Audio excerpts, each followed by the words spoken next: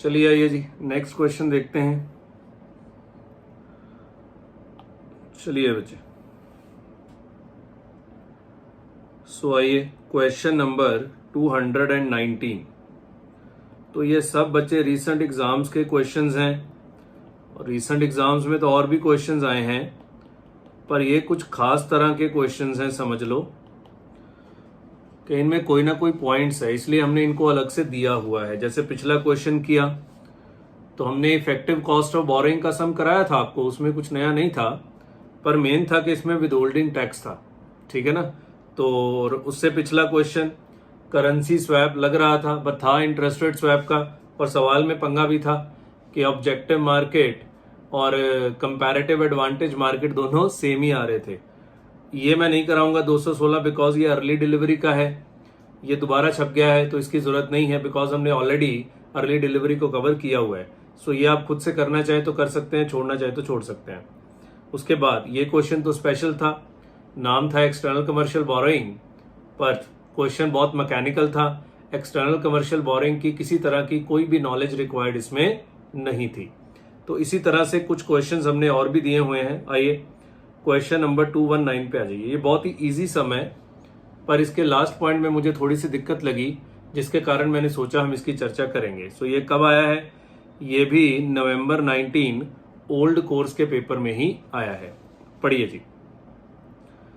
H limited is an Indian firm exporting handicrafts to north America. तो exporter है, Indian exporter है। All the exports are invoiced in US dollar, तो उसके dollar receivable होंगे। The firm is considering the use of money market और forward market to cover the receivable of 50,000 expected to be realized in 3 months time and has the following information from its banker. So $50,000 क्या है? Receivable है 3 महीने बाद, और ये rates दिए हुए हैं, स्पॉट रेट दिया हुआ है, रुपी पर डॉलर दिया हुआ है, और 3 मंथ का फॉरवर्ड रेट भी दिया हुआ है। तो it's a simple question on comparison of money market versus forward market, और कितने सारे क्वेश्चंस हमने इस तरह की क्लास में किए हुए हैं। तभी मैंने बोला ना क्वेश्चन बहुत सिंपल है, बट एक ही बात है इसमें बस। The borrowing rates in US and India are 6% and 12% per annum, and the deposit rates are 4% and 9% per annum respectively. Which option is better for H limited? So first part is very very simple. So आइए, this is a simple question on comparison between forward market and the money market. So question शुरू किया है तो पूरा ही कराएंगे, ये नहीं कि मैं सिर्फ दूसरा पार्ट करा दूं। 219, हाँ जी। तो एक तो आपको स्पॉट रेट दिया हुआ है। स्पॉट रेट कितना है? $1 इज इक्वल टू ₹72.65 और 72, अब ये 73 दिया हुआ है, तो ये पूरा ही होना चाहिए 73, क्योंकि नीचे वाला कोड भी एब्रीवेटेड नहीं है। और फिर दिया हुआ है 3 मंथ का फॉरवर्ड रेट। फॉरवर्ड रेट कितना है? $1 इज इक्वल टू ₹72.95, 73.40। तो sub point a forward cover, sub point a forward cover. तो आपके पास डॉलर रिसीवेबल है, so firm should enter into a forward contract to sell dollar. Firm should enter into, firm ही है ना? Yes, firm should enter into forward contract to sell dollar. हमने dollar बेचने हैं, बैंक ने डॉलर खरीदने हैं, तो रेलेवेंट रेट क्या लगेगा? 72.95। तो रूपी receivables after 3 months 72.95 multiplied by कितने डॉलर रिसीवेबल्स हैं? $50,000। सो आइए जी रुपीज में आंसर निकाल दें जरा। 50,000 इंटू 72.95, तो ये आता है 3,36,47,500। 36,47,500। B, money market hedge. Money market hedge हमने दो तरह का पढ़ा हुआ है, पहला एक्सपोर्टर के लिए, दूसरा इंपोर्टर के लिए। यहां कौन सा करना है? एक्सपोर्टर के लिए। तो एक्सपोर्टर के लिए हम कैसे सिखाते होते हैं आपको, आइए जरा याद करते हैं। हम हमेशा बैलेंस शीट से सिखाते हैं। एक्सपोर्टर की बैलेंस शीट में क्या खड़े हैं? एक्सपोर्टर की बैलेंस शीट में है डॉलर रिसीवेबल्स, कितने? 50,000। उसको क्या क्रिएट करने हैं? डॉलर पेबल क्रिएट करने हैं। तो इसका मतलब यूएस डॉलर में उसको बोरो करना पड़ेगा, और यूएस डॉलर में बोरिंग का रेट कितना है? पहले बोरिंग रेट ही दिए हुए हैं, 6% रेट है यूएस डॉलर में बोरो करने का। आइए जी, तो स्टेप नंबर 1 क्या होता है? बोरो, या ऐसे लिखते हैं या सीधे स्टार्ट करते हैं। बोरो यूएस डॉलर। अब कितने यूएस डॉलर बोरो करने हैं? 50,000 डॉलर आपको रिसीवेबल है, डिवाइडेड बाय इतने डॉलर बोरो करने होते हैं कि ब्याज सहित वो 50,000 हो जाए, है ना। तो 6% ब्याज का रेट है, इंटू 3/12, तो 0.06 divide by 4 plus 1, 1.015। 50,000 divide by 1.015, तो आपको डॉलर 49261.08 जो है वो बोरो करने पड़ेंगे। अब बोरो करके इसका क्या करेंगे? इसको इंडिया में लेके आएंगे। Bring dollar 49261.08 in India and convert into rupees, and convert it into rupees at the rate of $1 is equal to, आपके पास डॉलर है, सो आपने डॉलर सेल करने हैं, बैंक ने डॉलर बाय करने हैं, तो 72.65 का ही रेट लगेगा, 72.65। तो आपके पास कितने रुपये आते हैं?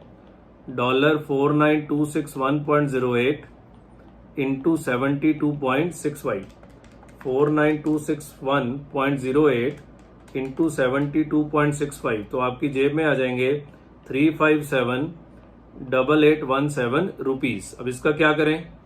3 महीने के लिए इंडिया में जमा कराइए।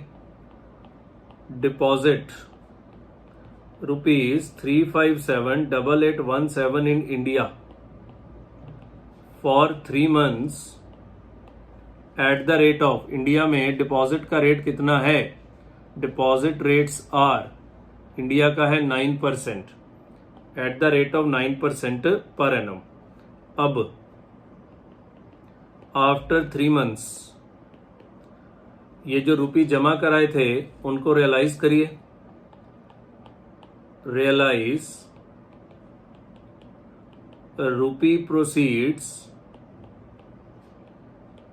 along with interest, तो ₹357,8817 प्लस 357,8817 इंटू 9% ब्याज का रेट था, into 3/12, 357,8817 into 9% divide by 4 plus 357,8817। सो ये आपके पास आते हैं ₹3659340। 36, यही आपका आंसर होता है, क्योंकि आपको 3 महीने बाद इतने रुपये मिलेंगे, और जो बोरो किए थे 3 महीने बाद ये डॉलर रिसीवेबल होंगे और उससे अपनी बोरोइंग चुका देंगे। Repay dollar loan along with interest with rupee receivables, repay dollar loan along with interest with rupee receivables। तो जो भी आपके रूपी रिसीवेबल्स हैं, sorry with dollar receivables, sorry रूपी रिसीवेबल्स कहां से आ गए? With dollar receivables. So comparison करना है। सो फॉरवर्ड के तहत आपको 36,47,500 आ रहे हैं, यहाँ 36,59 आ रहे हैं, तो बताओ कौन बढ़िया हुआ? MMH is better, money market hedge is better. तो बच्चे इस तरह के तो हमने बहुत सारे क्वेश्चंस आपको कराए हुए हैं, ठीक है।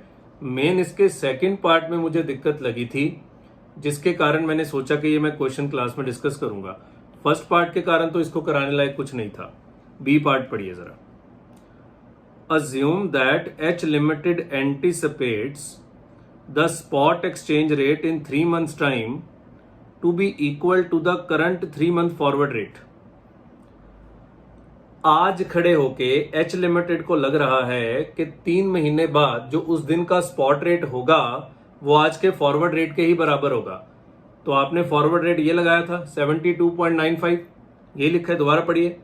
Assume that H limited anticipates the spot exchange rate in 3 months time to be equal to the current 3 months का फॉरवर्ड रेट। ओके, ये आज खड़े होके आपको अनुमान लगा कि लग रहा है कि 3 महीने बाद भी स्पॉट रेट यही होगा, मतलब तभी उसने फॉरवर्ड कॉन्ट्रैक्ट मान लो कर लिया। सेकंड पार्ट अलग है, उसको लग रहा है 3 महीने बाद भी स्पॉट रेट यही होगा, ठीक है। After 3 months the spot exchange rate turned out to be this, पर ऐसा हुआ नहीं। आपने सोचा था रेट 72.95 होगा, आपने सोचा था रेट 7, क्योंकि आपके लिए रेलेवेंट रेट यही है ना, आपने डॉलर सेल करने हैं, बैंक ने डॉलर बाय करने हैं, तो बिड रेट रेलेवेंट है। सो आपने सोचा था कि रेट $1 इज इक्वल टू 72.95 होगा, बट एक्चुअली में रेट ये रहा, और आपके लिए पहले वाला बिड रेट रेलेवेंट है 73, एक्चुअली में रेट हो गया कौन सा 73। क्लियर है? प्रॉब्लम यहां तक नहीं है, प्रॉब्लम है कि मांगा क्या है। What is the foreign exchange exposure and risk of H limited. पता ही ना लगे कि करना क्या है। वो कह रहा है रिस्क बताओ आपका क्या है। बच्चे देखो, ऐसे क्वेश्चंस हमने बहुत सारे करे हुए हैं कि आपने फॉरवर्ड कॉन्ट्रैक्ट कर लिया 72.95 पे, लास्ट में जाके रेट हो गया 73, तो क्वेश्चन आपसे पूछता है कि बताओ मुझे फॉरवर्ड करके फायदा हुआ कि नुकसान हुआ। नुकसान हुआ, बिकॉज अगर फॉरवर्ड ना करते तो आपको 73 के रेट पे डॉलर बेचने को मिलते, क्योंकि आपने फॉरवर्ड किया तो आपको 72.95 पे बेचने को मिलता, तो मुझे लॉस हुआ, वो ओके है। पर क्वेश्चन क्या मांग रहा है, what is the foreign exchange exposure and risk of H limited. बच्चे ये एक्सपोजर और रिस्क जो है ना, ये तो शुरू में आइडेंटिफाई करे जाते हैं, लास्ट में थोड़ा देखा जाता है मेरा रिस्क क्या था। लास्ट में तो गेन और लॉस ही निकलता है, और मजे की बात इंस्टीट्यूट ने भी सजेस्टेड आंसर में लॉस ही निकाला हुआ है। तो प्रॉब्लम ये नहीं थी कि क्वेश्चन मुश्किल था, प्रॉब्लम ये थी कि ये मांगा का गया कि what is the foreign exchange exposure and risk of H limited. तो सीधा बोल भाई कि मुझे हेजिंग करके गेन हुआ या लॉस हुआ। तो इन्होंने भी सजेस्टेड आंसर में गेन लॉस ही निकाला है इन दोनों रेट्स को कंपेयर करके, और लॉस हुआ है बिकॉज आपने फॉरवर्ड रेट पे 72.95 पे डॉलर बेचने का कॉन्ट्रैक्ट कर लिया। एक्चुअली में आप डॉलर अगर ना कॉन्ट्रैक्ट करते तो 73 पे बेचते, सो लॉस हुआ है। पर मैं फिर बोलता था कि ये नोशनल लॉस होता है, इसका अपने को क्या लेना देना है, बिकॉज अगर हम हेज ना करते तो 3 महीने नींद भी तो ना आती। पर वो अलग मुद्दा है, वो तो प्रैक्टिकल चीज है, क्वेश्चन लॉस पूछता है, हमें निकालना है। सो मेन चीज थी कि इसमें लॉस सीधा लिखा नहीं हुआ था, पर निकालना इसमें लॉस ही था। सो लिखिए सब पॉइंट बी, एक्सचेंज एक्सपोजर, नाम हम भी वही लिखेंगे, एक्सपोजर वो लॉस को बोल रहा है, ऑफ एच लिमिटेड है, yes, exchange exposure of H limited.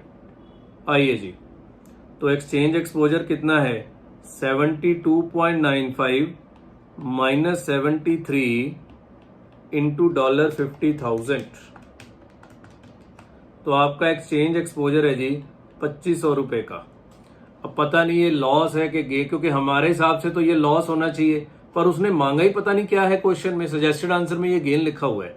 ये गेन कैसे है, ये गेन कैसे है, पता नहीं क्या है। उन्होंने ये मान के आंसर किया हुआ है कि मैंने एज नहीं किया, अगर एज करता तो 72.95 का बेचता, शायद उन्होंने ये मान के किया है। बच्चे क्लैरिटी नहीं है, ऐसे क्वेश्चंस को समझिए, क्लैरिटी नहीं है। उन्होंने क्या मान के किया है, मैंने तो अपना आंसर कर दिया जो मुझे लगा, उन्होंने मान के किया है कि मैंने हेज नहीं किया। वो कह रहे तभी तो मैं तुझसे एक्सपोजर पूछ रहा था और रिस्क पूछ रहा था। वो मान के चल रहा है कि मैंने हेज नहीं किया, तो मैंने 73 पे डॉलर बेचे, तो मुझे 5 पैसे का गेन हो गया। तो फिर हम भी उसकी बात मान लेते हैं भाई, क्या कर सकते हैं, हम भी इसको क्या बोलेंगे, गेन। तो ये बच्चे खतरनाक टाइप लैंग्वेज है, क्लैरिटी नहीं है सवाल में, तभी तो डिस्कशन हो रही है कि ये अजीब सी लैंग्वेज वाले क्वेश्चन पेपर में आते हैं और आपको क्लैरिटी नहीं होगी कि क्या मांगा गया है। सीधा बता भाई तूने हेज किया नहीं किया। मुझे ख्वाब आएगा कि तू ये मान के करेगा कि मैंने हेज नहीं किया जी, अब मैं 73 पे बेच रहा हूं तो मुझे गेन हो गया। मांगा एक्सपोजर है, एक्सपोजर पता टोटल होता है, टोटल $50,000 को एक्सपोजर बोलते हैं, ये कुछ और ही निकाली जा रहे हैं। सो मेरे हाथ में कुछ नहीं है, तभी ये क्वेश्चन डिस्कशन हो रहा है कि सेकंड पार्ट में दिक्कत है, और अगर ये दोबारा आता है तो अब आप इसको आराम से कर सकते हैं। समझ आ गई बात? क्लियर है? चलिए इसको लिख लीजिए। तो इस क्वेश्चन को मार्क कर लीजिए कि इसमें पंगा है सवाल में। पंगे वाले और भी बहुत क्वेश्चन है, इसमें भी पंगा था। चलिए लिखिए जल्दी। फर्स्ट पार्ट में कोई दिक्कत नहीं थी, सिर्फ सेकंड पार्ट का ही चक्कर था।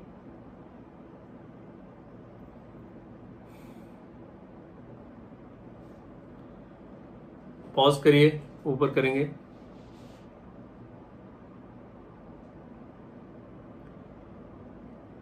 पॉज करिए।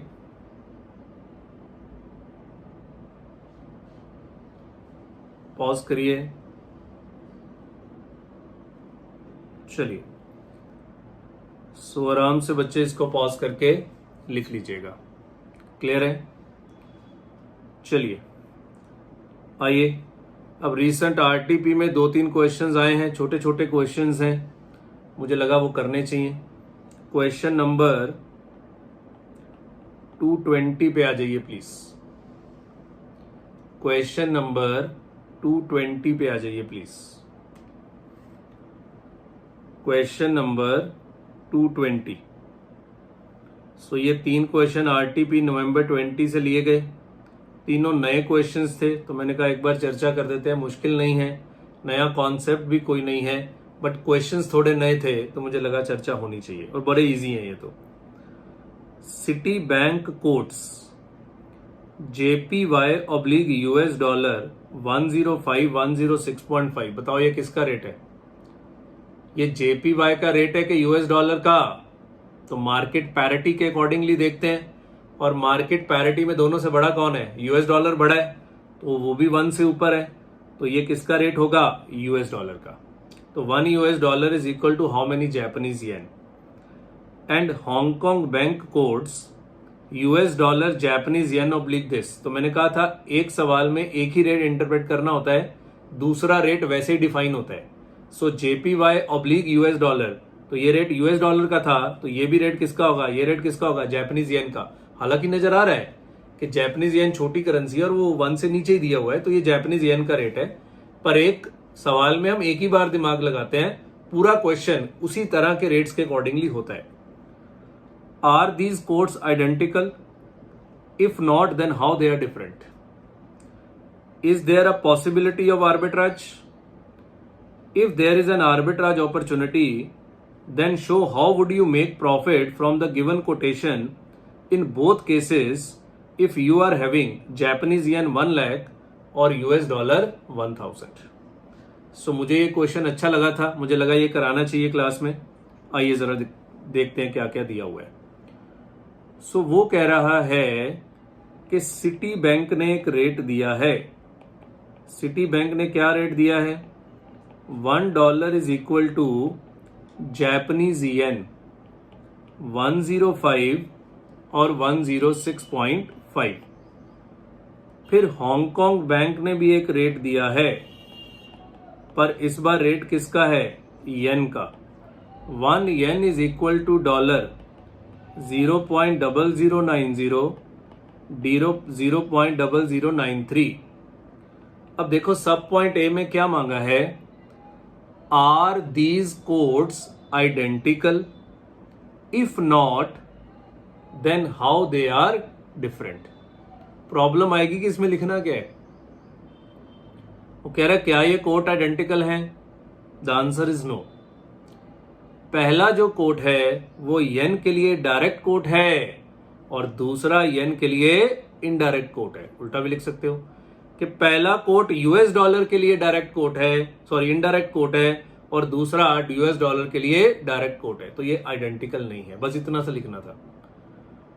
सो प्रॉब्लम ये आती कि भाई साहब इसमें लिखना क्या है, ठीक है ना।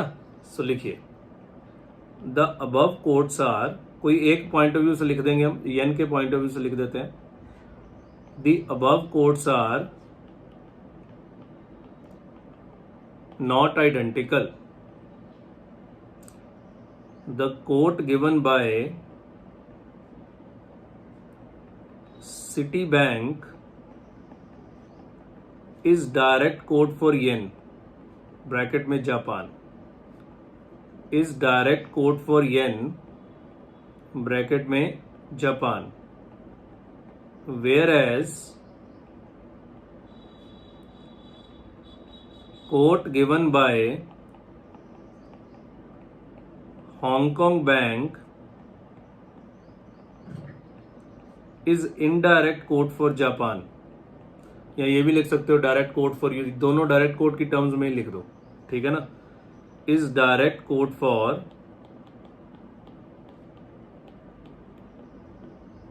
यूएस डॉलर ब्रैकेट में USA.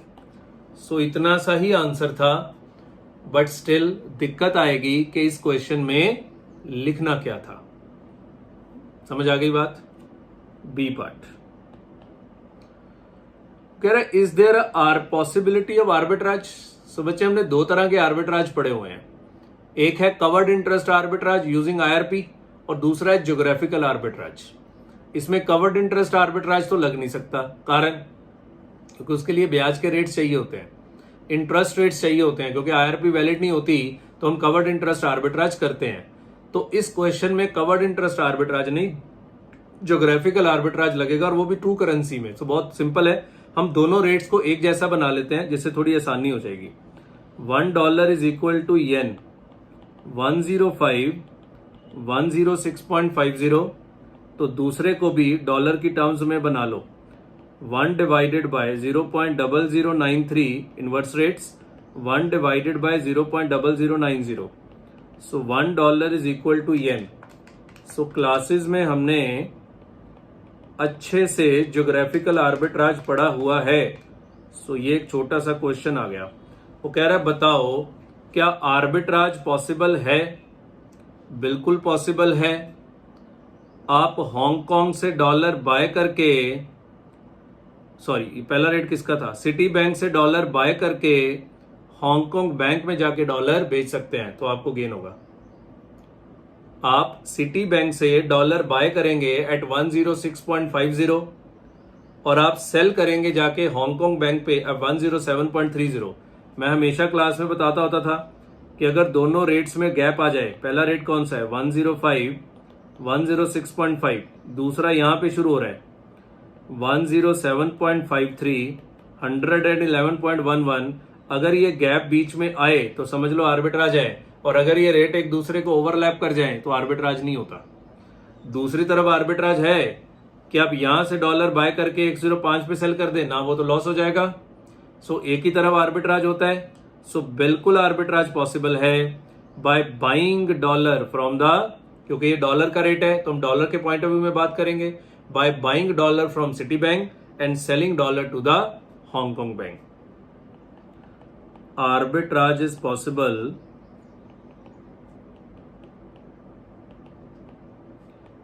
by buying dollars from Citibank at rate $1 is equal to yen 106.5 and selling dollar to Hong Kong bank at $1 is equal to yen 107.53 107.53। Clear है। अब थर्ड पार्ट में कह रहा है आर्बिट्राज करके दिखाइए। If there is an arbitrage opportunity, जो कि है, then how would you make profit from the given quotation in both the cases if you have Japanese yen और यू हैव यूएस डॉलर। तो पहले यूएस डॉलर वाला करते हैं। सब पॉइंट ए, आपके पास है US डॉलर 1000, तो क्या करोगे? आपके पास डॉलर हैं तो आपको डॉलर बेच के येन खरीदने पड़ेंगे। बच्चे ध्यान से, हमने क्या लिखा है? बाय करना है dollar at the rate of 106.50 और सेल करना है dollar at the rate of this. तो आपके पास डॉलर हैं तो पहले आप सेल करेंगे ना, और सेल किस रेट पे करेंगे? 107.53। Sell $1000 at $1 is equal to yen 107.53। तो आपके पास कितने येन आएंगे? आपके पास आएंगे येन 107,530। अब इस येन का क्या करें? Sell yen and buy dollar. Sell yen buy dollar, और बाय डॉलर किस रेट पे कर पाएंगे? येन 106.50। सो 107,530 डिवाइडेड बाय 106.50। सो आपके हाथ में कितने डॉलर आएंगे? 1009.67। तो आपका आर्बिट्राज गेन कितना? आपने स्टार्ट किया था $1000 से, खत्म किया आपने 1009.67 पे। सो आपका गेन आएगा $9.67। $9.67। क्लियर है? बी पार्ट में वो कह रहा था कि आपके पास येन है कितने? 1 लाख। तो येन से स्टार्ट करेंगे, सेल येन बाय डॉलर। तो डॉलर किस रेट पे बाय करेंगे? 106.50। आपको याद है ज्योग्राफिकल आर्बिट्राज, जिस करेंसी से शुरू करते हैं उसी में ही खत्म करते हैं। सो अब येन से स्टार्ट होगा तो येन पे ही खत्म करेंगे। तो पहला sell yen buy dollar at the rate of 106.50। Sell yen and buy dollar at $1 is equal to yen 106.50। तो बताओ आपके पास कितने डॉलर आ गए?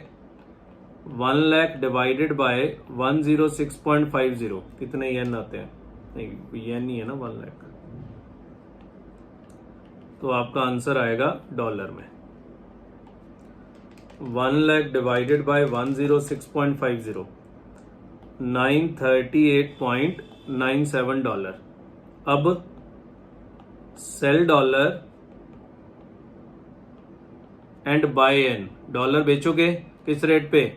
107.53 at $1 is equal to yen 107.53। So dollar 938.97 into 107.53, बताओ कितने येन आते हैं? 938.97 इंटू 107.53। सो ये आते हैं 100,967.44 येन। तो क्या आर्बिट्राज गेन आ गया? बिल्कुल आ गया। Arbitrage gain is equal to yen 100,967.44 और स्टार्ट किया था 1 लाख येन से। सो आर्बिट्राज गेन है 967.44 येन। क्लियर है? सो ये बार बार बोल रहा हूं, ये इजी क्वेश्चन था, जस्ट मुझे लगा कराना चाहिए, सो मैंने इसको डिस्कस कर दिया। क्योंकि पहले पार्ट में मुझे लगा कि अगर ये सीधा पेपर में आ गया, कराना हुआ, तो आपको दिक्कत आ जाएगी। लिखिए जल्दी।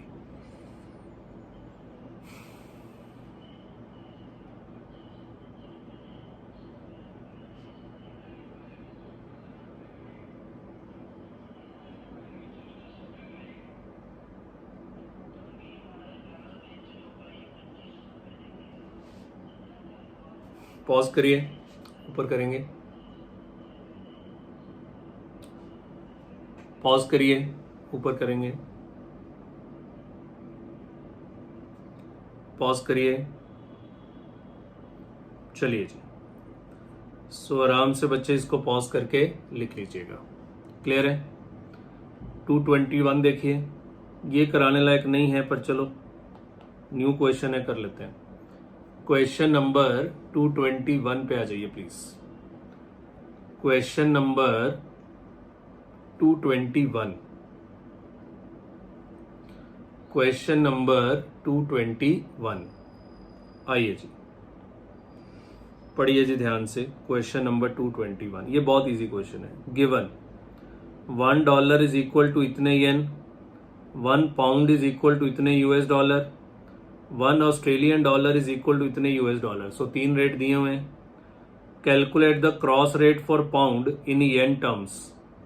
तो बहुत सिंपल है, क्रॉस रेट निकालना है और वो भी वन वे कोट है। Calculate cross rate for Australian dollar in yen terms, calculate the cross rate for pound in Australian dollar terms. So ये बहुत इजी क्वेश्चन है। पहला कौन सा मांगा है, पढ़िए। Cross rate for pound in yen terms. अच्छा, आपको 3 रेट दिए हुए हैं, पहले वो लिख लें।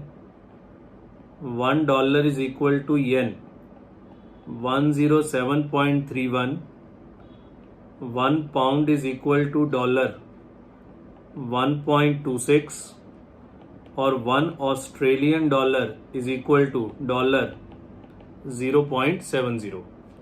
पहला कौन सा कह रहा है, cross rate for pound in yen terms. Cross rate for pound in yen terms, तो 1 pound is equal to how many yen निकालना है।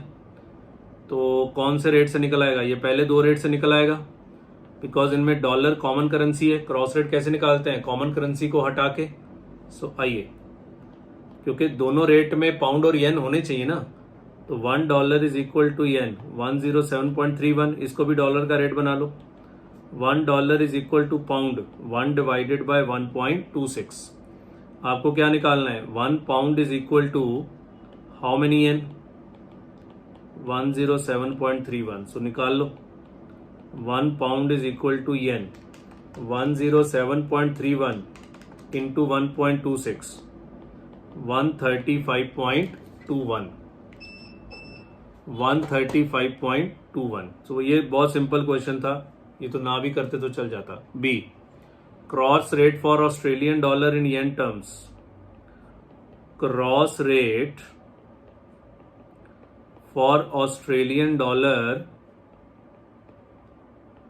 इन yen terms. Cross rate for Australian dollar in yen terms, तो कौन से rate से निकलेगा, Australian dollar और dollar और येन यहां से निकल आएगा, ठीक है ना, क्योंकि दोनों में डॉलर कॉमन है। तो $1 इज इक्वल टू येन कितने हैं, 107.31। तो डॉलर को लेफ्ट हैंड साइड पे ले आए। $1 is equal to Australian dollar 1 divided by 0.70। आपको याद है ना, कैलकुलेटर हम लास्ट में चलाते हैं, 1 डिवाइड बाय 0.70 को कभी सॉल्व नहीं करते। तो हमें चाहिए cross rate for Australian dollar, तो ऑस्ट्रेलियन डॉलर को लेफ्ट हैंड साइड पे रखना है। येन 107.31, तो 1 Australian dollar is equal to yen 107.31 into 0.70, 75.117, 75.117। C, cross rate for pound in Australian dollar. Cross rate for pound in Australian dollar. So कौन से 2 rate use होंगे, ये वाले 2, और डॉलर को बेस साइड पे लेके आना पड़ेगा दोनों में, ठीक है ना, क्योंकि डॉलर बेस साइड पे होगा तभी हटेगा। तो $1 is equal to pound 1 divided by 1.26, $1 is equal to Australian dollar 1 divided by 0.70। तो पाउंड का रेट निकालना है, तो पाउंड को लेफ्ट हैंड साइड पे रखेंगे। 1 divided by 0.70 Australian dollar. So 1 pound is equal to 1.26 divide by 0.70, 1.8 Australian dollar. So इस question में कुछ भी नया नहीं था, ये तो ना भी करते तो चल जाता, पर चलो दिया हुआ था सो हमने कर लिया। लिखिए जल्दी।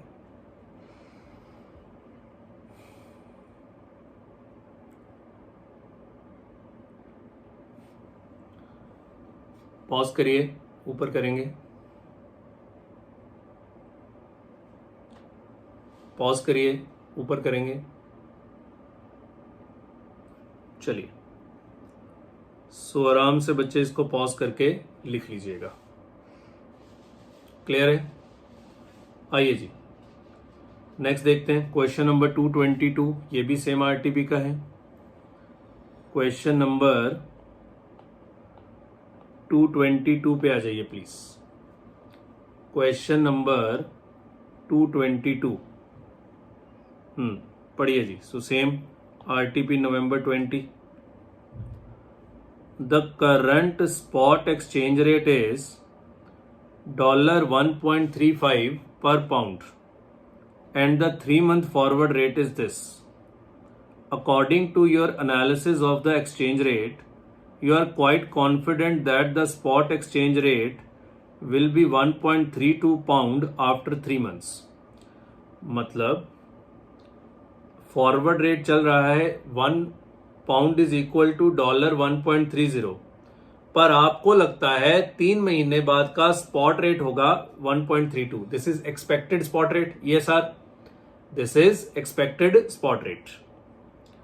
Suppose you want to speculate in the forward market. आप फॉरवर्ड मार्केट में स्पेकुलेट करना चाहते हैं, then what course of action would be required and what is the expected dollar profit and loss from this speculation.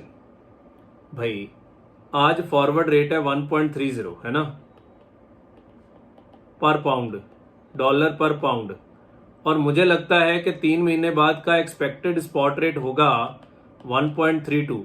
तो मैं pound पे bullish हूं, मुझे लग रहा है कि पाउंड का रेट बढ़ेगा, तो जाके आज फॉरवर्ड कॉन्ट्रैक्ट बाय कर लो। That's it. जाके आज फॉरवर्ड कॉन्ट्रैक्ट बाय कर लो और आपको $0.32 पर पाउंड का मुनाफा हो जाएगा, अगर आपका जो अनुमान था वो सही निकला तो। भाई सीधी बात है ना कि आज बाजार में जो फॉरवर्ड रेट बिक रहा है वो 1.30 पे बिक रहा है। मुझे लगता है ना जी ना, 3 महीने बाद का रेट तो 1.32 होगा।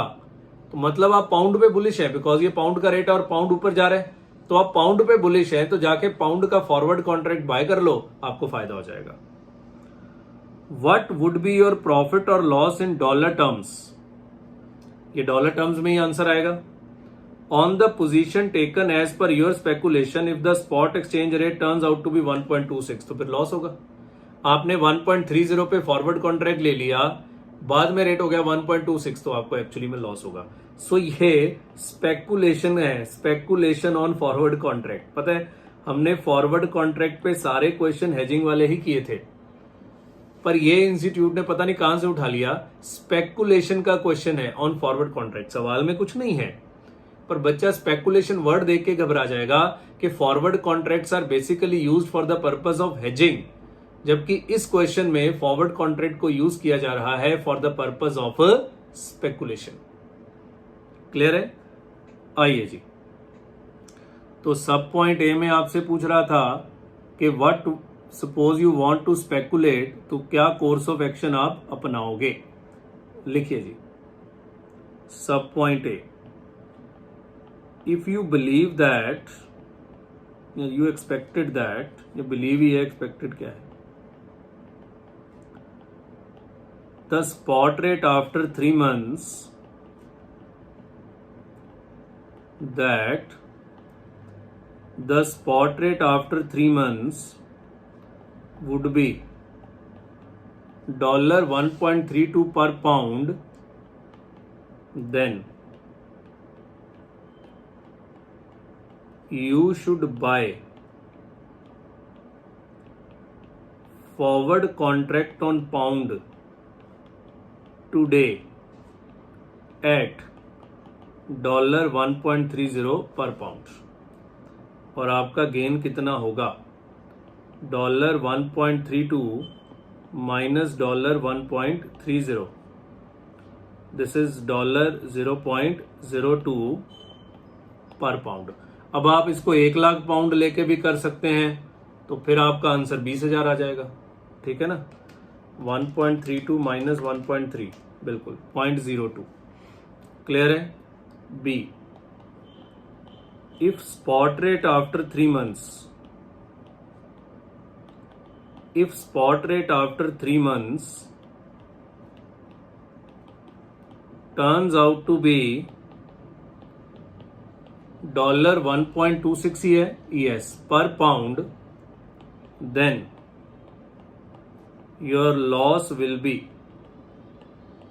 सो हम पर पाउंड के हिसाब से कर रहे हैं, $1.26 माइनस $1.30, सो $0.04 पर पाउंड, $0.04 पर पाउंड। क्लियर है? चलिए लिखिए इसको जल्दी।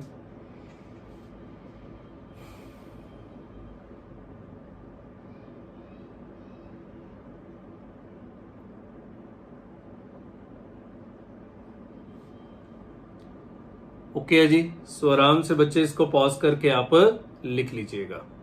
क्लियर है? आइए अगला क्वेश्चन अच्छा है, क्वेश्चन नंबर 223 पे आ जाइए प्लीज। तो इसको आराम से पॉज करके लिखिए। क्वेश्चन नंबर 223 पे आइए। पहले मैं आपको क्वेश्चन पढ़ाऊंगा, फिर इस क्वेश्चन की कहानी सुनाऊंगा। आपको लगेगा ये क्वेश्चन हमने क्लास में किया हुआ है। अगर आपको पढ़ाया हुआ फॉरेक्स चैप्टर याद है, सो आपको लगेगा कि हमने ये क्वेश्चन क्लास में किया हुआ है। सो आइए पहले क्वेश्चन पढ़ते हैं, फिर देखते हैं कि मैं इसको दोबारा क्यों करा रहा हूं अगर क्लास में किया हुआ है तो। Suppose you are a treasurer of XYZ PLC इन UK. XYZ have 2 overseas subsidiaries. One is based in Amsterdam and another in Switzerland. तो UK पेरेंट है, उसके 2 सब्सिडरीज हैं, एक एम्स्टरडेम में, आई थिंक ये नेदरलैंड में है, हॉलैंड में, और एक है स्विस सब्सिडरी है। The surplus position of funds in hand is as follows, which it does not need for next 3 months but will be needed at the end of 91 days period. पहले तो ये सवाल किस टॉपिक का है, क्योंकि हम मिक्स क्वेश्चंस कर रहे हैं। सो ये है आपका इंटरनेशनल कैश मैनेजमेंट, जो अपना क्लास में बड़े अच्छे से किया हुआ है कि एक पेरेंट कंपनी है, उसके 2-3 सब्सिडरीज हैं, किसी के पास कैश सरप्लस है, किसी के पास कैश डेफिसिट है। सो कैश मैनेजमेंट करने के 2 तरीके। तरीका नंबर 1 कि जो सरप्लस है, जिसके पास सरप्लस है वो अपनी कंट्री में इन्वेस्ट करे, जिसके पास डेफिसिट है वो अपनी कंट्री में बोरो करे। इसको हम नाम देते हैं decentralised cash management. Decentralised cash management कि अपनी अपनी कंट्री में ही इन्वेस्ट करिए अगर सरप्लस है, और अपनी कंट्री में ही बोरो कर लीजिए अगर डेफिसिट है। दूसरा होता है सेंट्रलाइज्ड कैश मैनेजमेंट कि पूरे का पूरा कैश जो है वो होल्डिंग कंपनी को पकड़ा दो। पूरे का पूरा कैश जो है वो होल्डिंग कंपनी को पकड़ा दो, जिसके पास सरप्लस है।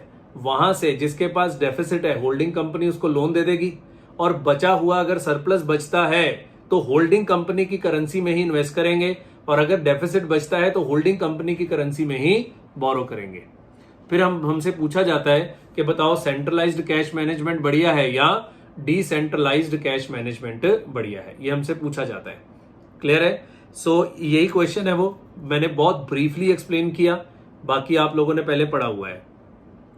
सो इस सवाल में बच्चे तीनों के पास ही सरप्लस है। ये देखो, the surplus position of funds in hands is as follows.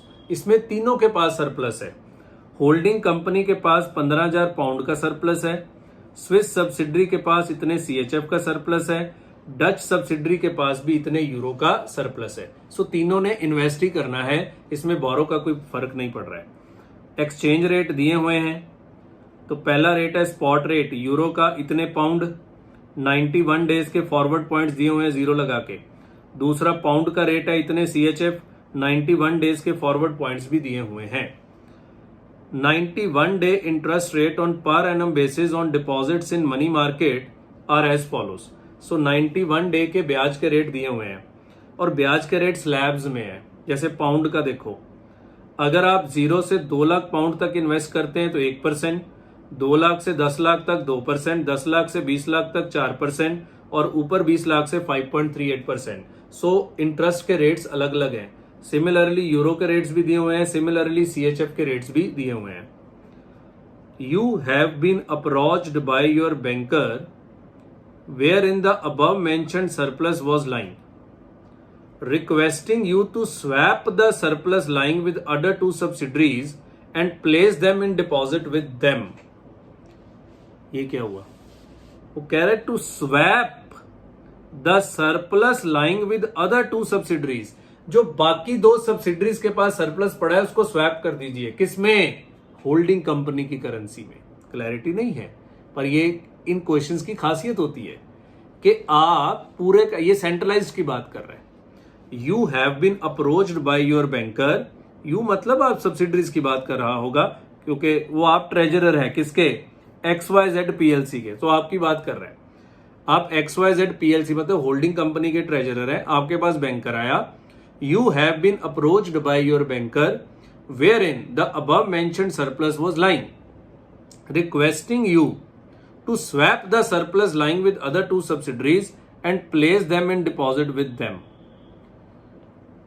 आप XYZ के ट्रेजरर हैं, आपके पास कोई बैंकर आया, वो कह रहा है अपनी बाकी सब्सिडरी से जितना सरप्लस है मंगा लो और हमारे पास इन्वेस्ट कर दो। मतलब CHF को पाउंड में कन्वर्ट करो और इन्वेस्ट करो, यूरो को पाउंड में कन्वर्ट करो और इन्वेस्ट करो। Determine the minimum interest rate per annum up to 3 decimal points that should be offered by the bank to your organization so that your organization is ready to undertake such swap arrangement। बताओ वो bank आपको क्या rate quote करे, क्या rate quote करे कि आप ready हो जाएं ये स्वैप करने के लिए। ये स्वैप का क्वेश्चन नहीं है। देखो ये सिमिलर क्वेश्चन हमने क्लास में ये वाला किया हुआ है पहले, ये देखो मैं दिखाता हूं आपको, ये देखो ये सिमिलर क्वेश्चन 192 हमने क्लास में किया, वहां भी देखो ये स्लैब रेट दिए हुए थे और आई थिंक ये फिगर्स भी सेम है कि फिगर्स थोड़े से अलग हैं, फिगर्स डबल है जी। यहाँ 75,000 पाउंड थे, वहां 1.5 लाख पाउंड है, यहाँ इसके पास 7,25,000 है, वहां 14,50,000 है। सो डबल फिगर दिए गए हैं, रेट बिल्कुल सेम है, चेक करो रेट सारे के सारे वही हैं, एक भी रेट का अंतर नहीं है। ब्याज के रेट्स भी बिल्कुल सेम है, ब्याज के रेट्स में भी कोई फर्क नहीं है, बट रिक्वायरमेंट में फर्क है। क्या फर्क है, यहां क्या मांगा था, what is the advantage of swapping euro and Swiss franc into sterling, ये मांगा हुआ है। What is the advantage of swapping euro and Swiss franc into sterling, मतलब आपसे पूछ रहा था कि सेंट्रलाइज्ड कैश मैनेजमेंट बेटर है कि डिसेंट्रलाइज्ड कैश मैनेजमेंट बेटर है, ये पूछ रहा था आपसे। सेंट्रलाइज्ड मतलब सब्सिडरीज के पैसे को भी होल्डिंग कंपनी की करेंसी में कन्वर्ट करके इन्वेस्ट कर दो, बिकॉज इसमें डेफिसिट तो है नहीं, सबका सरप्लस है। या तीनों अपना अपना इन्वेस्ट करें, तीनों अपना अपना इन्वेस्ट करें और लास्ट में दोनों को कंपेयर करने के लिए किसमें कन्वर्ट कर दें, पाउंड में, क्योंकि अगर तीनों अपना अपना इन्वेस्ट करेंगे तो एक इन्वेस्ट करेगा किसमें, क्या कौन कौन सी करेंसी है, एक इन्वेस्ट करेगा CHF में, एक इन्वेस्ट करेगा पाउंड या यूरो में, तो कंपैरिजन के लिए उसको पाउंड में कन्वर्ट करके हम कंपैरिजन करा देते थे। तो जहां आपका पाउंड इनफ्लो ज्यादा आता था हम कहते थे उसको एक्सेप्ट कर लीजिए। ये सिंपल क्वेश्चन था। अब देखो इंस्टीट्यूट क्या कर रहा है, बिल्कुल सेम सवाल उठाया, सेंट्रलाइज्ड डिसेंट्रलाइज्ड का बिल्कुल सेम सवाल उठाया, रिक्वायरमेंट चेंज कर दिया। वो कह रहा है कि अब ये बताइए कि जो बैंक वाला आपके पास आया है वो बैंक वाला आपको क्या रेट कोट करे कि आप उसकी बात मान जाए। सर मतलब ऑप्शन नंबर 1 डिसेंट्रलाइज्ड, कि तीनों अपना अपना इन्वेस्ट करें, तीनों अपना अपना इन्वेस्ट करें। अब अपना अपना इन्वेस्ट करेंगे तो पाउंड वाला पाउंड में, CHF वाला CHF में, यूरो वाला यूरो में इन्वेस्ट करेगा, तीनों को पाउंड में कन्वर्ट करके लास्ट में टोटल पाउंड निकाल लेंगे। दूसरा है कि CHF और यूरो को पाउंड में कन्वर्ट करके सारा सरप्लस पाउंड में इन्वेस्ट करें, पर वो ये नहीं बता रहा कि इन्वेस्ट किस रेट पे होगा।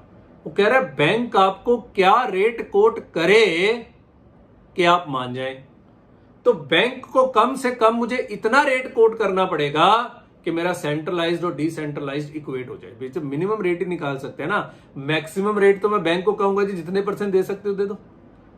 बैंक मुझे पूछ रहा है कितना ब्याज चाहिए, तो मैं कहूंगा मैक्सिमम का तो कोई अंत ही नहीं है ना, मैं तो कहूंगा जितना दे सकते हो दे दो। मिनिमम रेट निकालते हैं हमेशा। सवाल ने भी मिनिमम पूछा है, बिल्कुल।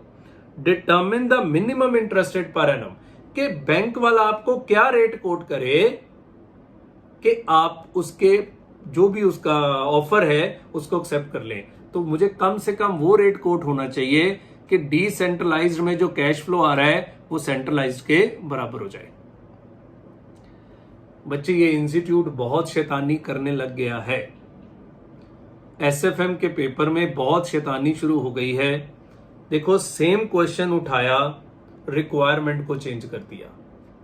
सेम क्वेश्चन उठाया, रिक्वायरमेंट को चेंज कर दिया। आपको लगेगा करा हुआ क्वेश्चन है, क्लास में किया हुआ है, नॉर्मल सवाल है, कई सालों से कर रहे हैं, पर रिक्वायरमेंट अलग थी क्वेश्चन की।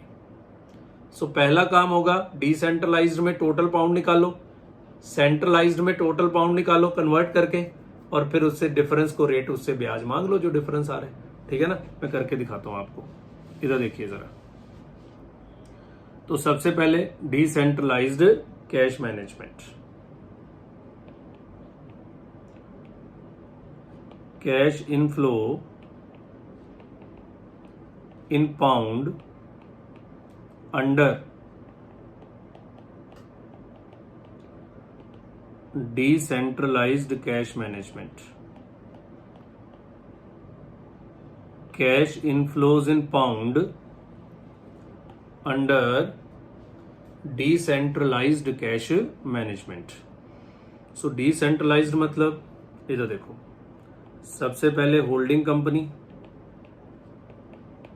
तो होल्डिंग कंपनी के पास पाउंड है कितने, 1,50,000, तो पाउंड में ये इन्वेस्ट करेगा।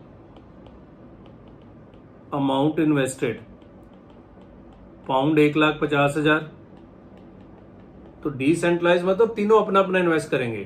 तो 1,50,000 पाउंड के ऊपर कितना ब्याज मिलेगा, तो 1,50,000 तो पहले में लाई कर रहे हैं, 1% ब्याज मिलेगा, 91 डिवाइड बाय 360। ठीक है ना। सो 1,50,000 इंटू 1% है, yes, into 91 divide by 360, so 379.17 pound आ रहा है, 379.17 pound. So total inflow pound 150,379.17 pound उसको 3 महीने बाद मिलेंगे। दूसरा स्विस सब्सिडरी, अब स्विस सब्सिडरी के पास क्या है, सीएचएफ है, तो ये अपने सीएचएफ इन्वेस्ट करेगा। अमाउंट इन्वेस्टेड सीएचएफ 1,99,6,154, तो इसको इंटरेस्ट मिलेगा। आइए देखें, सीएचएफ 19 लाख के ऊपर ब्याज का रेट क्या बैठ रहा है, ये इस स्लैब में लाई करेगा 10 लाख से 20 लाख वाले में, और रेट है 0.5%। ठीक है ना। So 1,99,6,154 into 0.5% into 91 divide by 360,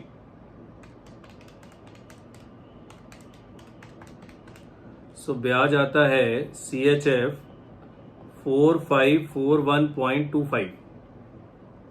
so inflow after 91 days, inflow after 91 days 1,99,6,154 4541.25 CHF 2,000,695.25 2,000,695.25 ब्याज गलत हो गया, 1,99,6,154 इंटू 0.5% है, यस, इंटू 91 डिवाइड बाय 360, ओहो ये गलत है, 2522.92 2522.92, तो 1,99,6,154 2522.92 1,99,8676.92। सो बच्चे अब इसको पाउंड में कन्वर्ट करना पड़ेगा ना, क्यों, क्योंकि मुझे सेकंड ऑप्शन से कंपेयर करना है सेंट्रलाइज से, और सेंट्रलाइज में सबको पाउंड में कन्वर्ट करके वहां इन्वेस्ट करना है। तो यहां सबका आंसर पाउंड में निकालूंगा तभी तो कंपैरिजन करूंगा। सो इसके लिए आपको फॉरवर्ड रेट चाहिए। आइए जरा देखें, पाउंड और सीएचएफ का रेट दिया हुआ है, दिया तो है, पर फॉरवर्ड रेट निकालना पड़ेगा। सो आइए फॉरवर्ड रेट निकालते हैं। तो 1 pound is equal to CHF, spot rate कितना है 2.3295 और 2.3326। सो लो हाई स्टाइल में है, forward points high low style में है, सो माइनस होगा 0.0242 और 0.0228। आइए जी, तो 1 pound is equal to CHF 2.3295 minus 0.0242, so 2.3053, 2.3326 minus 0.0228, तो 2.3098। सो आपने बच्चे CHF बेच के पाउंड खरीदने हैं, आपके पास CHF है, sell CHF buy pound, pound का रेट है, बैंक विल सेल पाउंड, तो this is your relevant rate.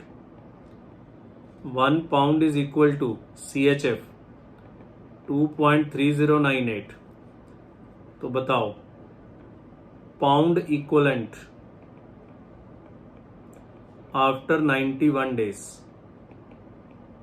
Multiply होगा, नहीं सॉरी डिवाइड होगा, बिकॉज आपके पास CHF है, रेट पाउंड का है, 1998676.92 डिवाइडेड बाय 2.3098, तो पाउंड आते हैं जी 865303.02। क्लियर है? पाउंड में क्यों कन्वर्ट किया? अगर आपको कैश मैनेजमेंट का टॉपिक याद है फिर तो मुझे बताने की जरूरत नहीं है, नहीं याद है तो सेकंड ऑप्शन में सारा आंसर पाउंड में आना है कंपैरिजन करने के लिए। थर्ड, बच्चे पूरा समझ तो उसी को ही आएगा ना जिसको पुराना टॉपिक याद है, क्योंकि ये मिक्स क्वेश्चन चल रहे हैं। डच सब्सिडरी,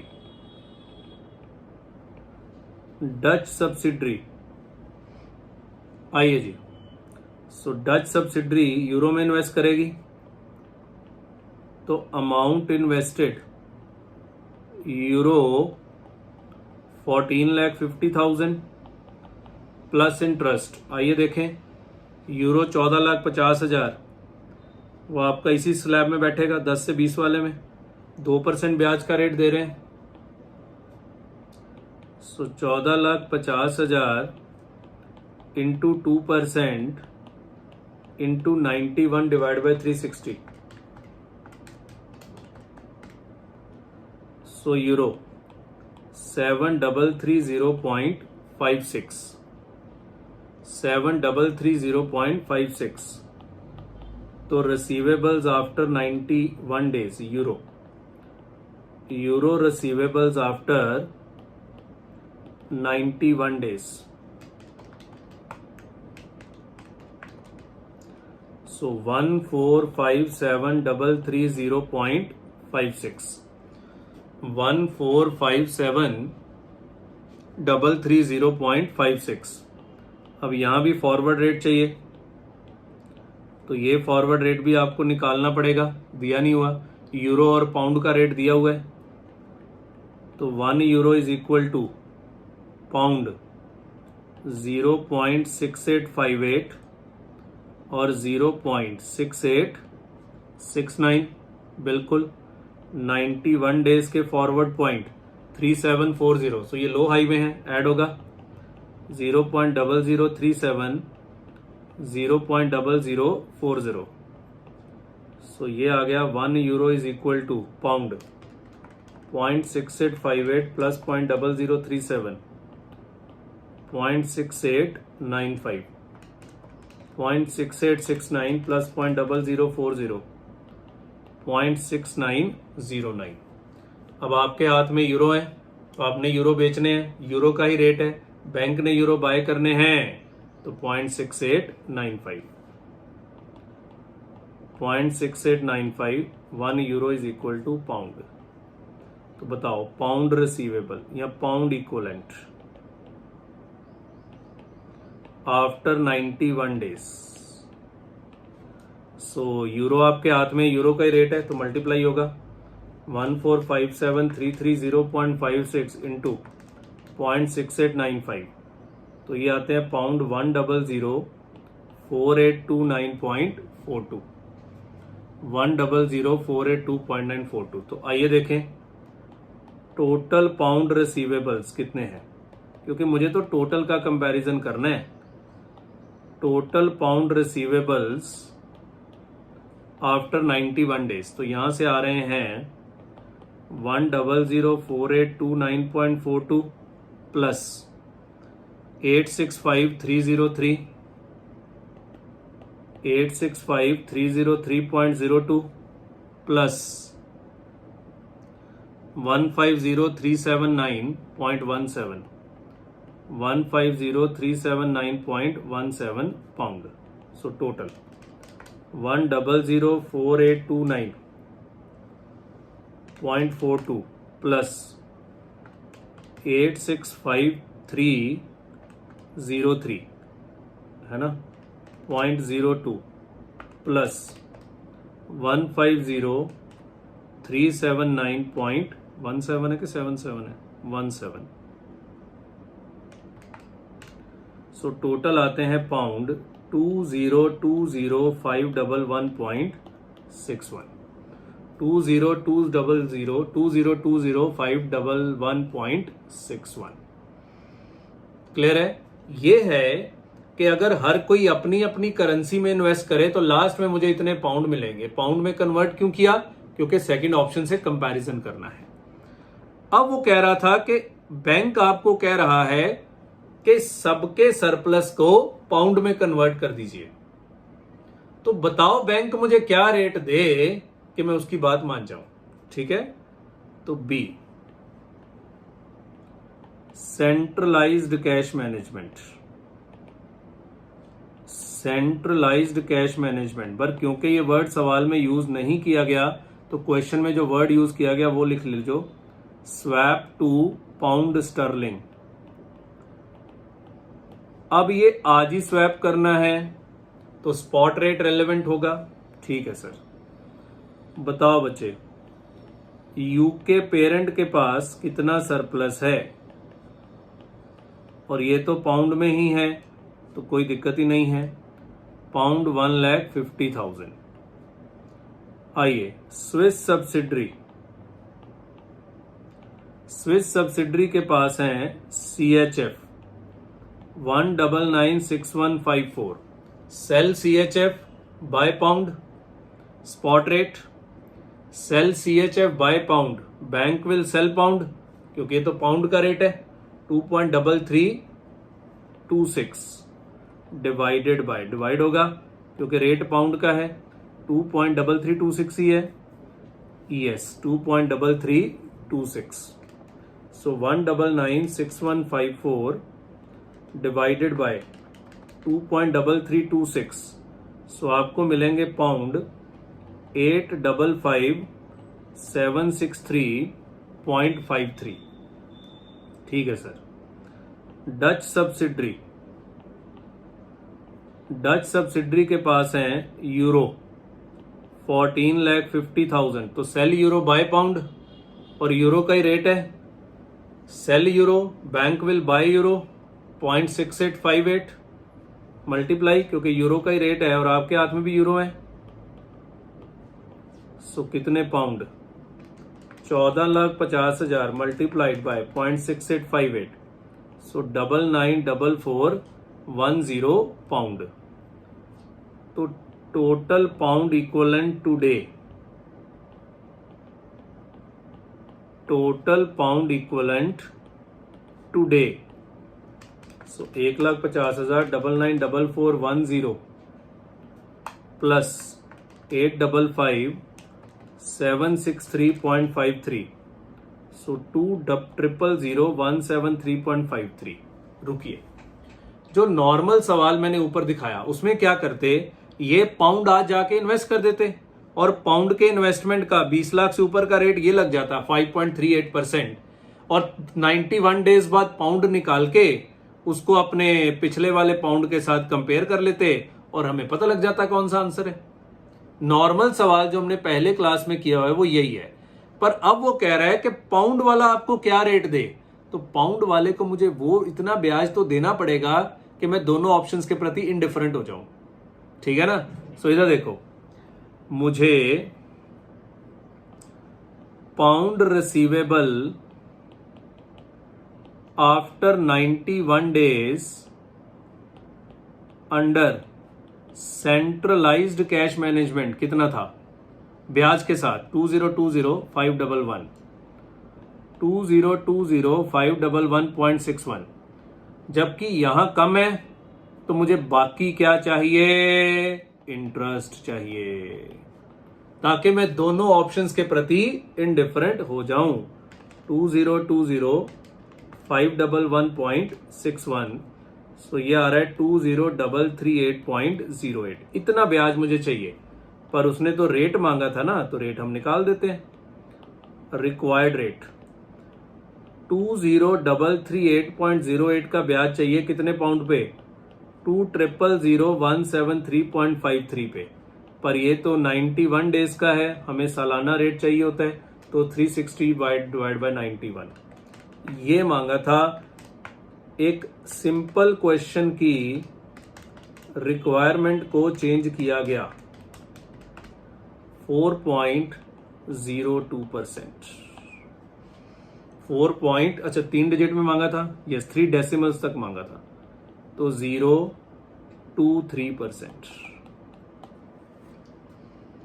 बिल्कुल सेम क्वेश्चन था, सारे के सारे कैलकुलेशंस बिल्कुल सेम थे जो पहले क्लास में किया हुआ था, बस एक छोटी सी चीज को चेंज किया गया, लास्ट में रिक्वायरमेंट को चेंज करके पूरा सवाल बदल जाएगा। और पता है मैक्सिमम बच्चे स्ट्रगल करेंगे अगर ये चेंज करके आते हैं क्वेश्चन पेपर में, तो इसलिए हमारे करने जरूरी हैं, सो हम चर्चा कर रहे हैं। तो ये आज का सबसे अच्छा क्वेश्चन था, लिखिए इसको जल्दी।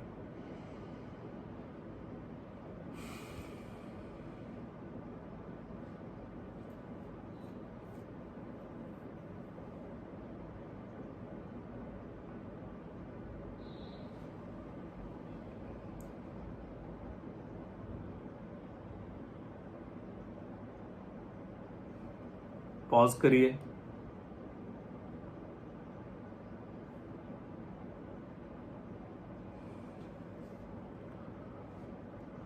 पॉज करिए,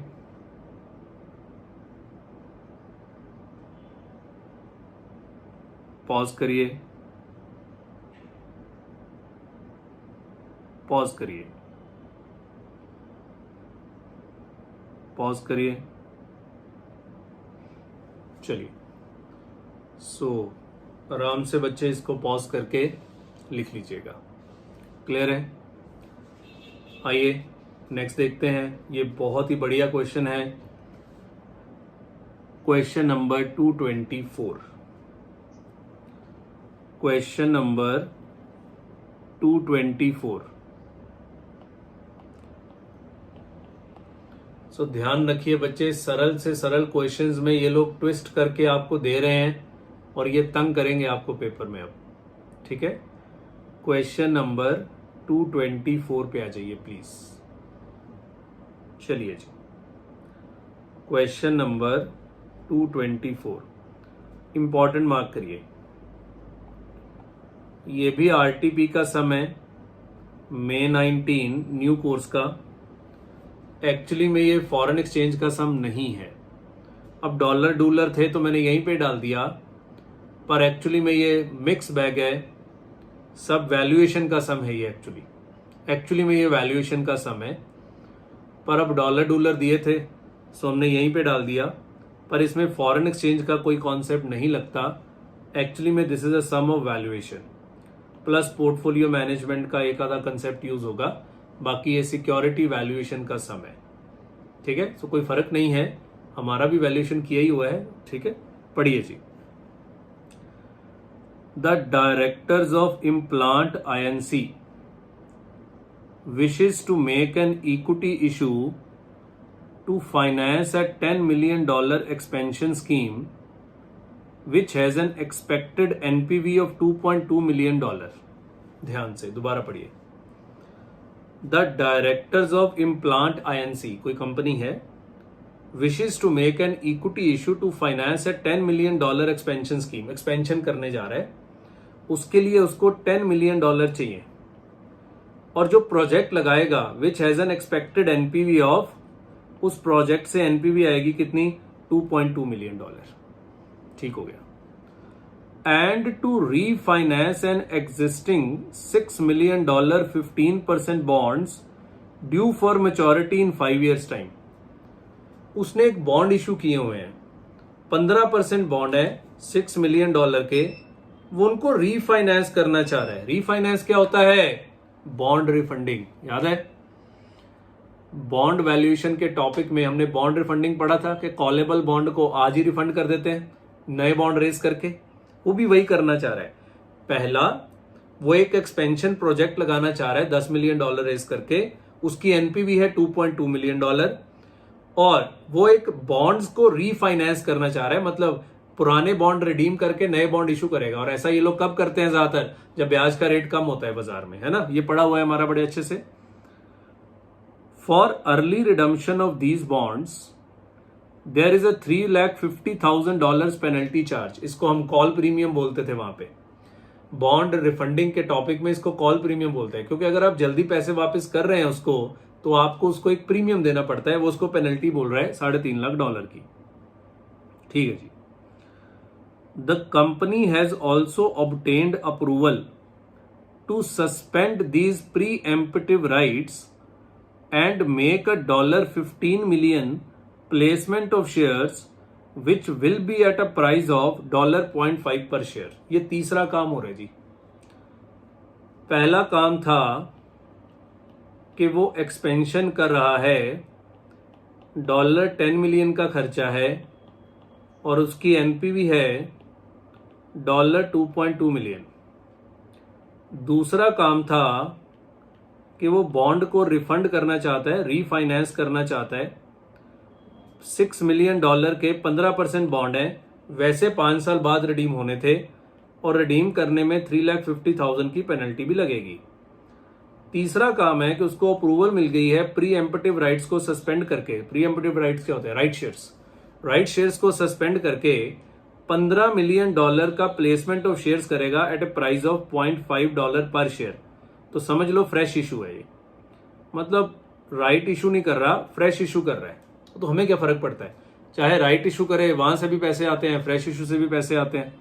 सो $15 मिलियन का फ्रेश इशू होगा $0.5 पर शेयर के रेट पे, तो आपको $30 मिलियन शेयर इशू करने हैं।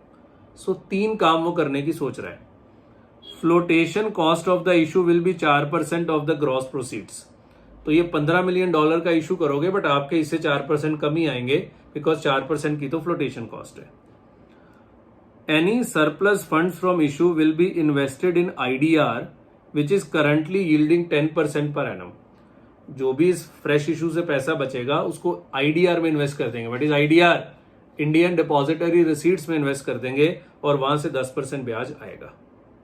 मैंने बोला था ये फॉरेन एक्सचेंज का सम नहीं है, सो ये फॉरेक्स का सम नहीं है, ये वैल्यूएशन का सम है। सो फिर से एक्सपेंशन करना चाह रहे हैं, $10 मिलियन खर्चा करके, एनपीवी कितना है $2.2 मिलियन। बॉन्ड रिफंडिंग करना चाह रहा है, $6 मिलियन के बॉन्ड है, वैसे 5 साल बाद रिफंड होने थे, वो आज ही रिफंड कर रहा है, और एक पेनल्टी देनी पड़ेगी $3,50,000। फ्रेश इशू कर रहा है $15 मिलियन का $0.5 पर शेयर के रेट पे, और 4% फ्लोटेशन कॉस्ट है। ठीक है जी। The present capital structure of a company is as under. उसके ऑर्डिनरी शेयर्स हैं $1 पर शेयर के भाव पे, 70 लाख शेयर्स है जी। शेयर प्रीमियम है 10,500, फ्री रिजर्व्स हैं, ये देखो 15% बॉन्ड 6,000, इसी को रिडीम करने की बात कर रहा है। $6 मिलियन 6 लाख के, और एक उसके 11% डिबेंचर्स भी हैं। करंट शेयर प्राइस इज $2 पर शेयर, तो P0 दिया हुआ है $2 पर share, and the debenture price is 103 पर डिबेंचर। ये डिबेंचर का रेट है 103 पर debenture. Cost of capital of the company is 10%। वही जिसमें कह रहा था ना IDR में इन्वेस्ट करूंगा 10% के रेट पे, वो कह रहा है वो मेरा कॉस्ट ऑफ कैपिटल भी है, पता नहीं क्यों दिया है। It may be further presumed that stock market is semi strong form efficient and no information about the proposed use of funds from the issue has been made available to the public. Portfolio management में हमने efficient market hypothesis पढ़ाया था। उसमें 3 तरह के efficiency check होती थी, weak form of efficiency, semi strong form of efficiency और strong form of efficiency. Weak form of efficiency क्या था कि market do not reflect all the historical information, so technical analysis से पैसा बन जाता है। Market truly reflect all the historical information, तो हम कहते थे टेक्निकल एनालिसिस से पैसा नहीं बनता। सेमी स्ट्रांग फॉर्म एफिशिएंट होता है कि market truly reflects all the public information, कि जैसे रिलायंस ने रिसेंटली जस्ट डायल को खरीदा है, आई थिंक 40% के 35% हिस्सा लिया है रिलायंस ने जस्ट डायल में, तो दिस इज पब्लिक इंफॉर्मेशन। सो मान के चलते हैं कि रिलायंस के शेयर के भाव में और जस्ट डायल के शेयर के भाव में ये आ चुका है, बिकॉज ये इंफॉर्मेशन पब्लिक डोमेन में है, लोगों को पता लग चुका है। वही वो कह रहे हैं, it may be further presumed that the stock market is semi strong form efficient and no information about the proposed use of funds from the issue has been made available to the public, कि ये जो पैसा हमने raise किया है, ये जो $15 million raise किया है या ये जो एक्सपेंशन स्कीम कर रहे हैं, लोगों को इसका नहीं पता है। मतलब ये जो $2 का भाव है, इसमें अभी ये सब चीजें रिफ्लेक्टेड नहीं है, बिकॉज इन्होंने ये इंफॉर्मेशन अभी पब्लिक नहीं की होगी। दोबारा पढ़ लो, it may be further presumed that stock market is semi-strong form efficient and no information about the proposed use of funds from the issue has been made available to the public. So $2 के भाव में ये जो issue करा है आपने, इसके कारण जो चेंजेस होंगे वो सब इंक्लूडेड नहीं है। मतलब ऊपर के तीनों कांड उसमें इंक्लूडेड नहीं है, ये कहना चाहता है वो। You are required to calculate the expected share price of the company once full details of placement and to which the finance is to be put are announced। आगे ना बात देखो, वो कह रहा मान के चलो कि जैसे ही ये इंफॉर्मेशन पब्लिक में आएगी इन तीनों चीजों की, बताओ मेरे शेयर का भाव क्या होना चाहिए। प्रैक्टिकल क्वेश्चन है, what should be the, you are required to calculate the expected share price of a company once full details of the placement and to which the finance is to be put are announced। जैसे ये तीनों चीजें public domain में आएंगी, बताओ मेरे share के price पे क्या इंपैक्ट होगा। बच्चे ये कल को आप सीए बन के अगर इक्विटी रिसर्च में जॉब करेंगे तो आपका यही काम है। ये जितने जितने बड़े फंड हाउसेज हैं, ये आपका Morgan Stanley, Nomura, bank of America, Merrill Lynch, ये यही तो करते हैं। जैसे ही कोई इंफॉर्मेशन आती है, ये उस इंफॉर्मेशन का प्रपोज्ड इंपैक्ट बताते हैं शेयर प्राइस पे और आपको एक नया टारगेट पकड़ा देते हैं। यही तो होता है।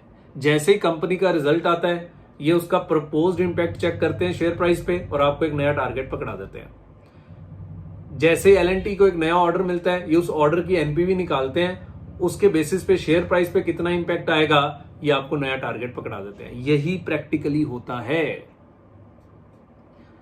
तभी तो शेयर के भाव कॉन्टिन्यूसली चेंज होते रहते हैं। एक तो छोटे मोटे टेक्निकल बाउंस होते हैं, वो अलग मुद्दा है।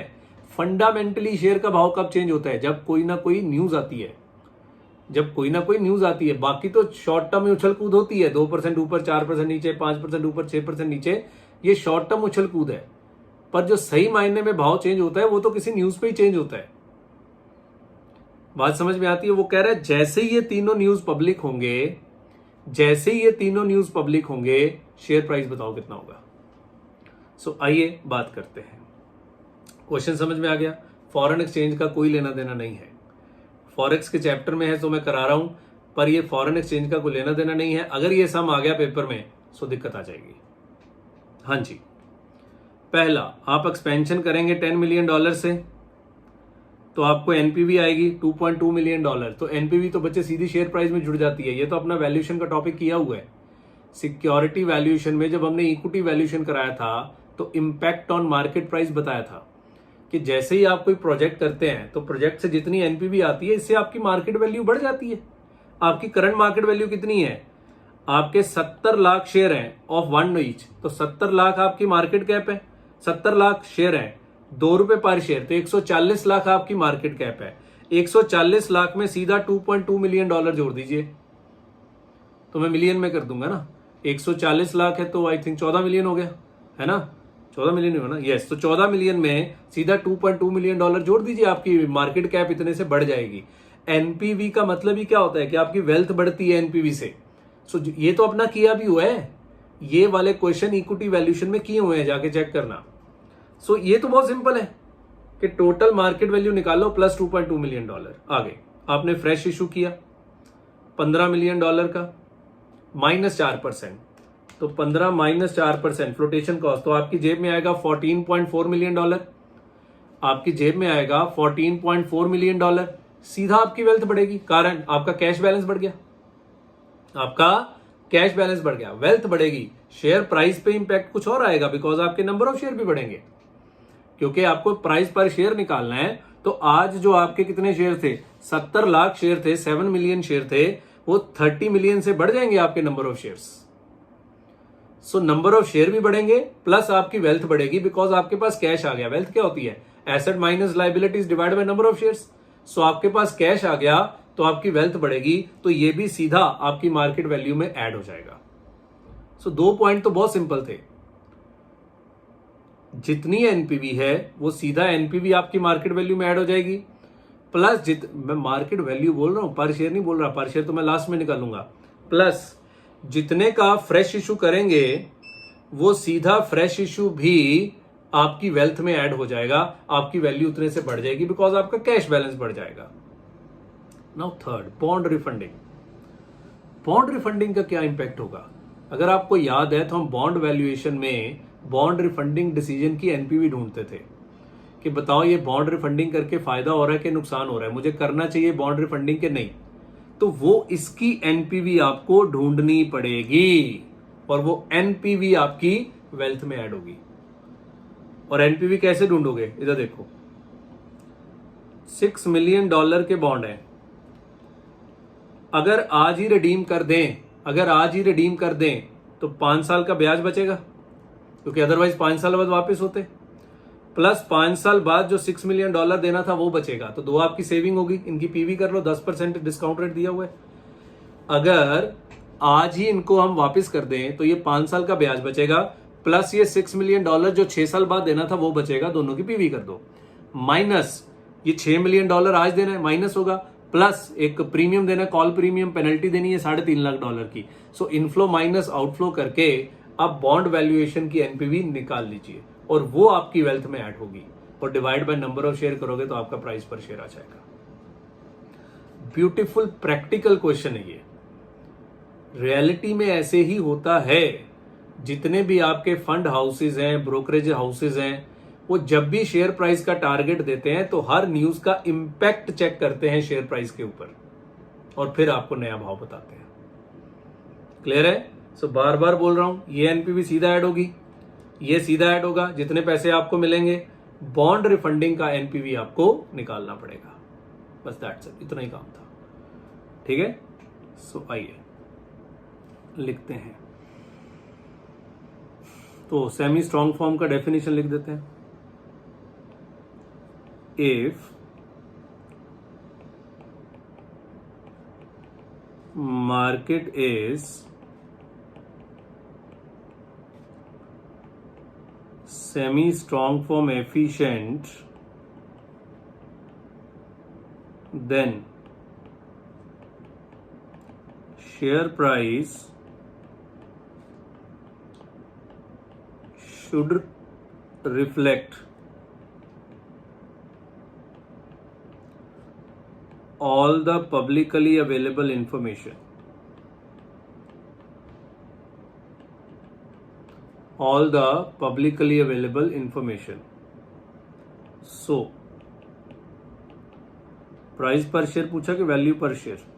वैसे तो एक ही बात है, प्राइस पर share. So price of share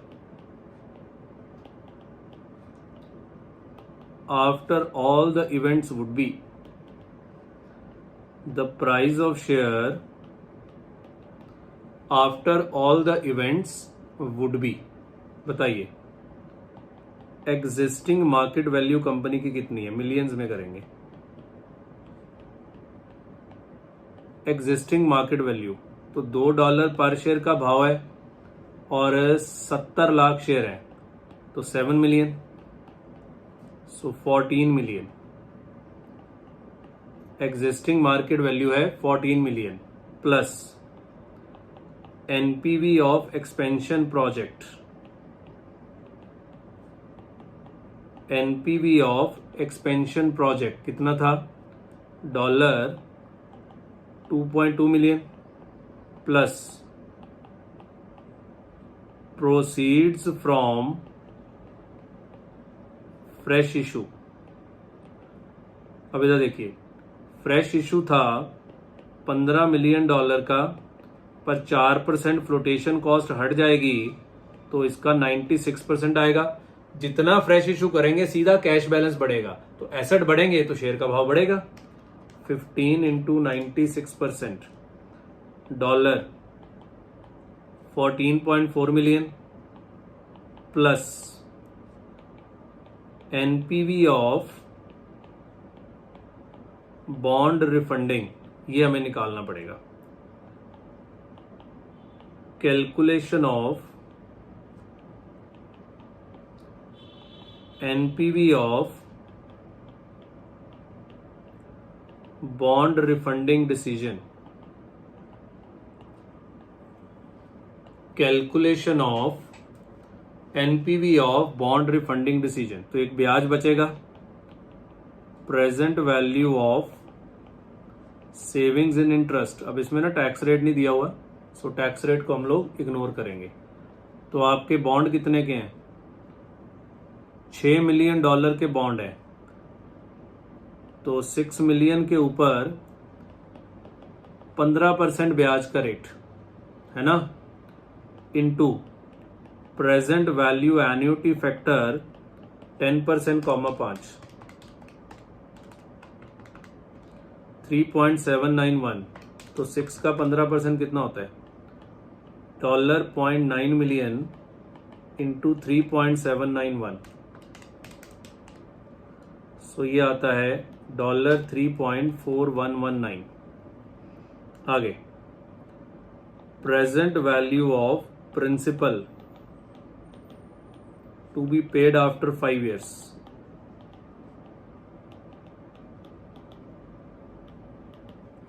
so principal कितना है, $6 मिलियन इंटू 0.621, 10% पे 5वें साल का यही फैक्टर होता है शायद, यस। तो 6 into 0.621, $3.726 million minus principal to be paid today, ये आज देना पड़ेगा ना, जो 5 साल बाद देना था वो आपको आज ही देना पड़ेगा। कितना, $6 मिलियन माइनस पेनल्टी $350,000, तो मिलियंस में कितना हो गया, 0.35, यस, $0.35। सो ये आ गया आपका एनपीवी। सो वो दो सेविंग है, ये आपका खर्चा है 3.4114, 3.726 माइनस 6 माइनस 0.35, 0.7874, 0.7874। सो ये आपकी एनपीवी है, $0.7874। सो ये है value after events. 14 plus 2.2 plus 14.4 plus 0.7874, 31.3874। Price पर शेयर मांगा है, सो नंबर ऑफ शेयर्स, अभी आपके नंबर ऑफ शेयर्स हैं 7 मिलियन प्लस 15 मिलियन और रेज करेंगे, और एक शेयर है कितने का, 0.5 का, तो आई थिंक 30 मिलियन, यस। तो टोटल शेयर हो गया आपके 37 मिलियन। ये तो भाव आपका गिर गया है, 31.3874 डिवाइड बाय 37, $0.84, 848। तो price, share price, so share price कम हो गया जी 0 पॉइंट, बताओ ये कम क्यों हुआ, 8483। ये कम इसलिए हुआ कि आपने जो न्यू इशू किया है वो सस्ता किया है, मजार का भाव 2 रुपए का है, आप 0.5 पे कैसे शेयर इशू कर सकते हैं?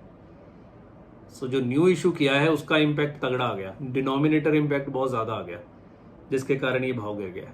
वैसे हमें कोई मतलब नहीं है, but this is beautiful question. ये क्वेश्चन कभी भी पेपर में आ सकता है, पर ये फॉरेन एक्सचेंज का नहीं है, ये वैल्यूएशन का सम था। ठीक है, पर अच्छा सवाल था, बहुत बढ़िया सवाल था। लिखिए जल्दी।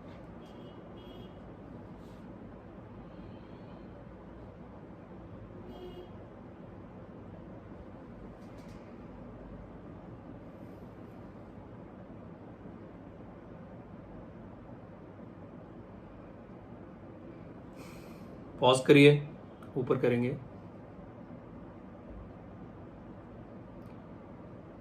पॉज करिए। चलिए जी। सो आराम से बच्चे इसको पॉज करके लिख लीजिएगा।